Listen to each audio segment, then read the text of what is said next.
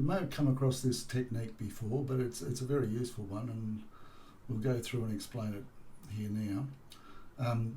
It's used in trigonometry when you've got tan equals opposite over adjacent or whatever, and you're trying to solve something where the unknown's in a fraction, or you may even be using the sine rule, which we've already done, and you're trying to find the unknown there. So let's just go through and see how it works. We've got 3 on 5. Let's look at this first one. We've got 3 on 5 equals x over 2. Now we've got an unknown, and we've got a single fraction on the left and a single fraction on the right. And what you can do is, when you've got a single fraction equals a single fraction, you can put a cross through the equals, and then we multiply along the arms of the cross. It does not matter which one you do first. Now we are trying to find this x up here that'll make that true. So if we want to pick up the x, we will do that diagonal from the 5 up rather than the 3 down. So 5 times x is 5x.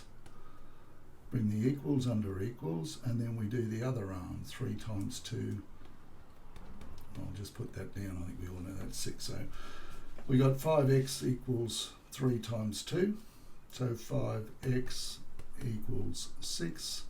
To get x by itself, we divide by 5, divide by 5, and that's 1, so we get 1x on 1, or x is equal to 6 over 5.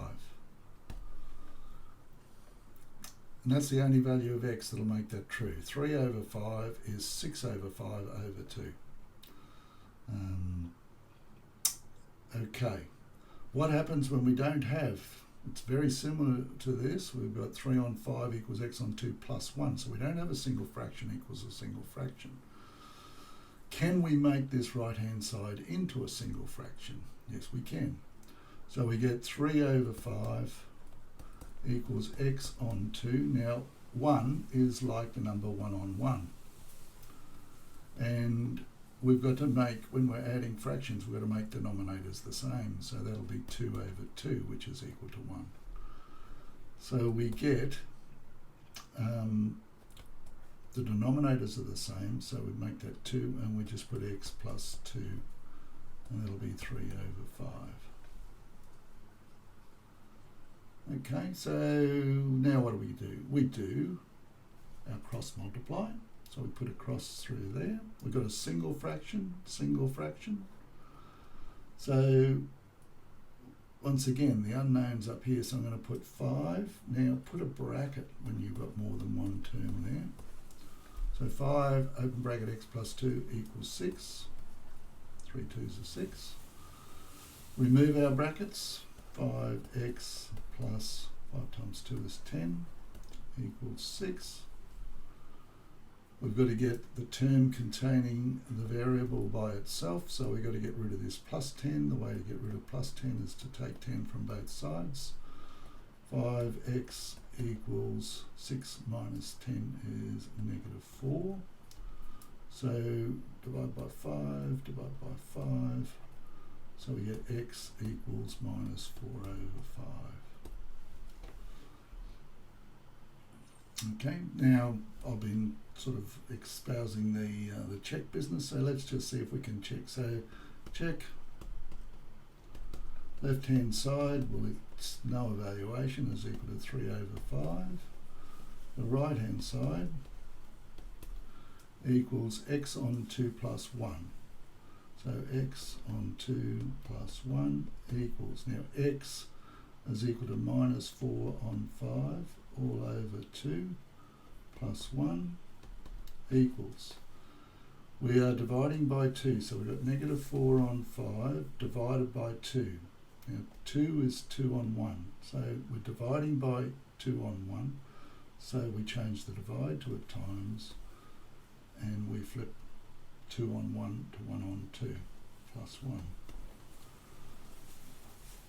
Now 2 into 2 once, 2 into 4 goes 2, so we get negative 2/5 plus 1. Now 1 as a fifth is 5 over 5, that's the same as 1, Negative 2/5 plus 5 on 5. Negative 2 plus 5 is 3 on 5, which is equal to the left-hand side. So we are correct. So our answer is x equals negative 4 on 5. So that's the cross multiply. Let's do the third example here. We've got c's, the unknown, the variable, on both sides.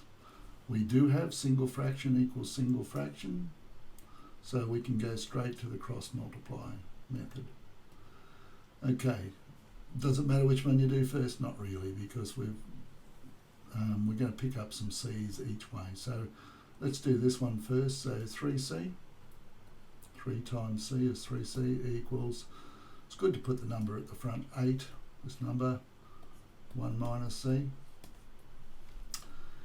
Okay, remove brackets first.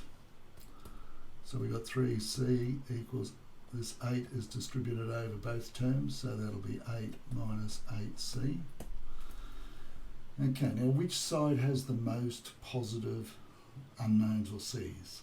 This has got plus 3 of them, this has got negative 8, so there are more positives over there, so this is the side that I'm going to put all the c's onto. So if I want to put the c's over here, I've got to get them from here. What's the opposite of taking 8c?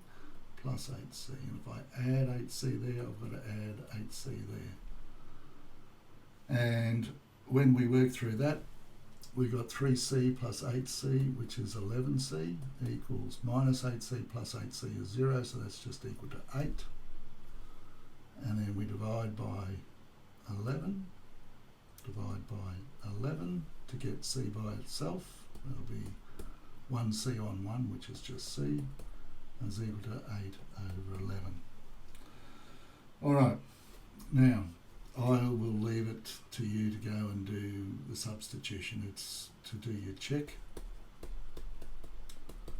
left hand side, and work through and put 8 on 11 in there, and then the right hand side, and hopefully you'll get that one equals that one like we got down here. You'll get the left hand side and the right hand side equal to the same thing. But that's the way the cross multiply method works. Just make sure that you've got single fraction and a single fraction. Here we didn't have that, so we had to make this into a single fraction, and we got there. We've got the single fraction and a single fraction on each side, and then we can do the cross multiply method.